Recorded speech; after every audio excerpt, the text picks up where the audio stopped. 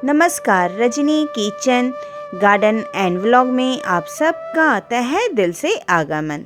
तो आज एक ख़ास विषय में काफ़ी समय से मैं सोच रही थी इस विषय को लेकर के आऊँ, आप लोग के साथ शेयर करूँ और आप लोग का इसमें क्या कहना है ये भी हम तक पहुँचना अवश्य है। एक दूसरे के साथ एक दूसरे के विचार ज़रूरी ही होते हैं पहुँचने।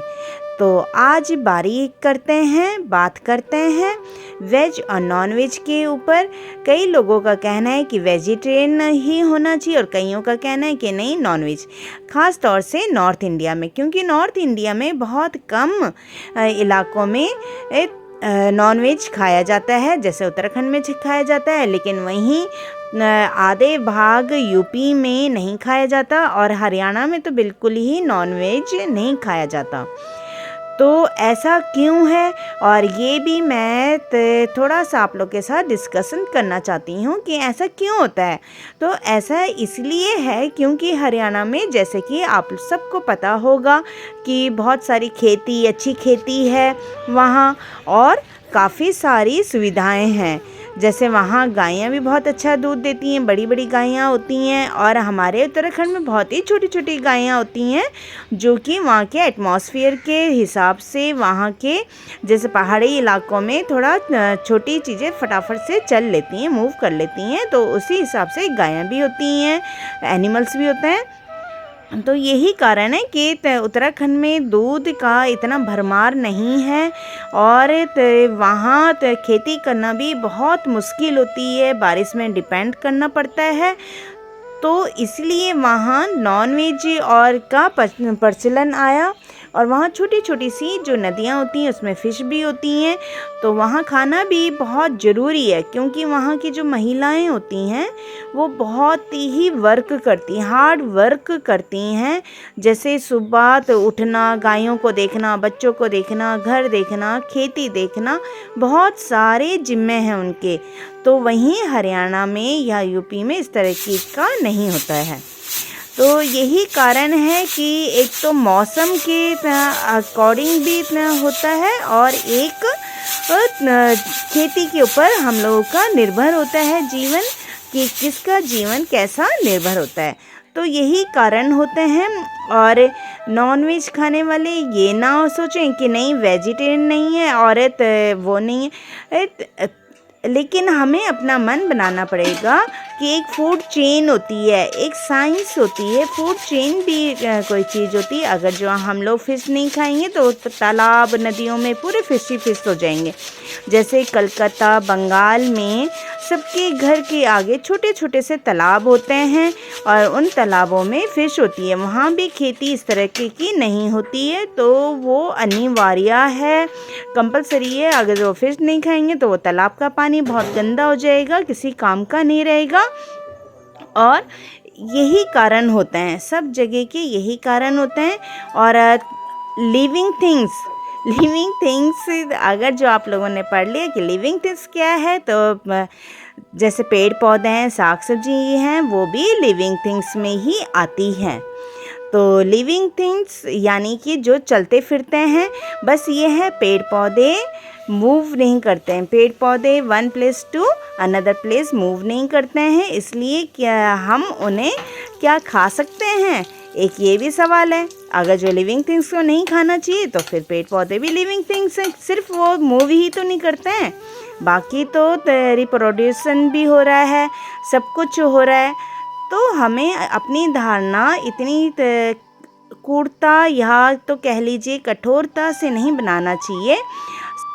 एक कट्टरता जहाँ आ जाती है हमारे दिलो दिमाग में, फिर हम लोग अपना प्रोग्रेस नहीं कर सकते, बिल्कुल भी नहीं कर सकते हैं, वहीं थम के रह जाते हैं।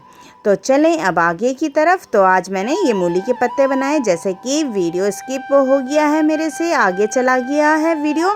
तो मैंने मूली के पत्ते अच्छे से धोए, फिर उन्हें बरीक बरीक काटा, और बहुत ही सिंपल सब्जी है मूली के पत्तों की। और मूली का आधी मूली को मैंने कद्दूकस कर लिया, और बस सरसों का तेल डाला और जखिया डाला। जखिया पहाड़ियों में एक राई के दानों की तरह होता है, उससे डाला। आप जीरा भी डाल सकते हैं या तो सरसों के दाने भी डाल सकते हैं। और साबुत लाल मिर्च डाल दी और फिर मैंने मूली के पत्ते डाल दिए। जैसे ही मूली के पत्ते थोड़े से पकने से लग गए वैसे ही मैंने डाल दिया मूली जो कद्दूकस की थी। ये बहुत ही टेस्टी सब्जी लगती है, दाल सब्जी और चावल बहुत ही अच्छी। तो मैंने पीछे वीडियो में आप सबके साथ शेयर किया था ये वाली रेसिपी कुल्थ की दाल की और हरी सब्जी की। तो कुल्थ की दाल ने ही काफ़ी वीडियो का समय ले लिया था, इसलिए मैंने उसमें हरी सब्जी शेयर नहीं की। तो आज हरी सब्जी भी शेयर कर दी है आपके साथ में। तो बहुत ही इजी सब्जी है। और यह है फ़िश करी। तो मैं भी बिफोर मैरिज बिल्कुल नॉनवेज के ख़िलाफ़ थी, लेकिन फिर मेरा मन धीरे धीरे बदला। जब आगे आगे प्रोग्रेस करते हैं, हम पढ़ाई करते हैं, आगे आगे समझदारी भी बढ़ती रहती है, तो थोड़ा सा मैं फिर न्यूट्रल सी हो गई कि हाँ ठीक है, जो लोग खाते हैं उनके लिए ठीक है। तो ये फ़िश जो कि पहले से मैरिनेट की हुई थी और इन्हें थोड़ा सा हल्का सा फ्राई कर लिया है। और अब ये मैंने कटोरी में थोड़ा सा पानी ले लिया है। 1 स्पून मैंने गरम मसाला डाला, 1 स्पून मैंने नमक डाला और 1/2 टेबल स्पून हल्दी पाउडर, 1/2 टेबल स्पून मिर्च डाली और 1 टेबल स्पून मैंने धनिया पाउडर डाला। 1 टेबल स्पून मैंने पीली सरसों जो पीस करके रखी हुई थी वो भी डाली है मसालों के साथ। और यहाँ मतलब प्याज लहसुन और अदरक को मैंने हल्का सा भून लिया और मसालों को मैंने भिगो करके रख लिया था। तो अब टमाटर भी डाल दिए और ये मसाले भी इसमें डाल देंगे। तो मसालों को इस तरह से करने से बहुत ही अच्छा टेस्ट आता है।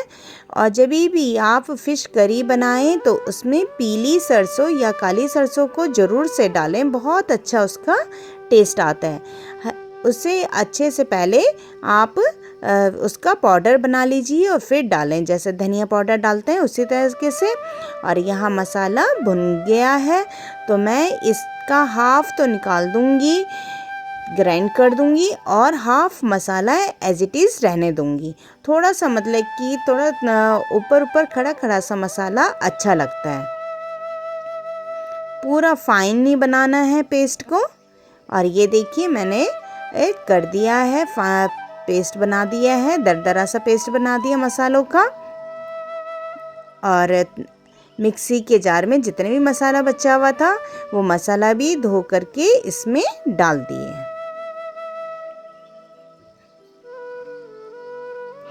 तो नॉनवेज खाने वालों की ख़ास बात है कि वो लोग घर में ही बना करके नॉनवेज खाते हैं।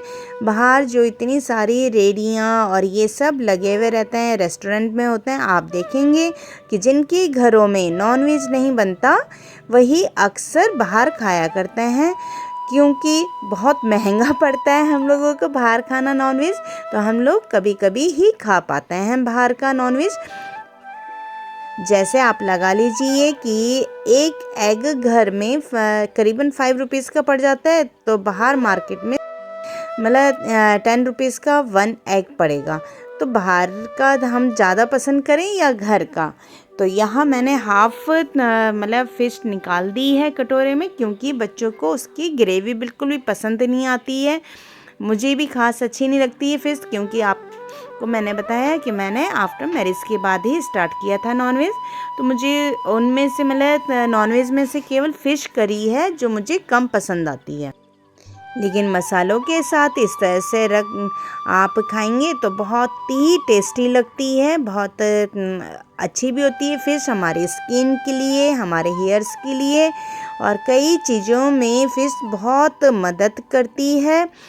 हेल्थ बेनिफिट्स इसके बहुत ज़्यादा होते हैं। तो ये देखिए धनिया डाल दिए मैंने और बच्चों को इसी तरीके से पसंद है तो उनके लिए अलग से निकाल दिया और बाकियों के लिए मैंने ग्रेवी वाला रख लिया है, जैसे राइस के साथ खाना हो और बच्चे इसे यूं ही खा लेते हैं। तो ये बहुत ही टेस्टी लगती है। तो आप भी इस रेसिपी को ज़रूर बनाइएगा और मेरे विचारों को बताइएगा कि आपको मेरे विचार कैसे लगे।